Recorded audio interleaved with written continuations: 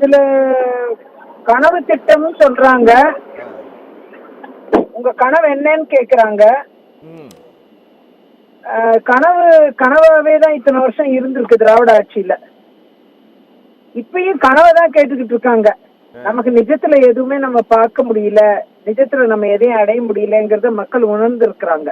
சரி. இது வெறும் கனவு தான். இப்பயும் கனவை கேக்குறாங்களே, உங்களுக்கு நிஜத்துல நாங்க என்ன செஞ்சிருக்கோம்னு கேட்கலையே, உங்கள் கனவு என்னன்னு கேக்குறாங்க. சரி. ஆகையால இவங்க நம்ம கனவுகளை வச்சு வியாபாரம் பண்ண பாக்குறாங்களே தவிர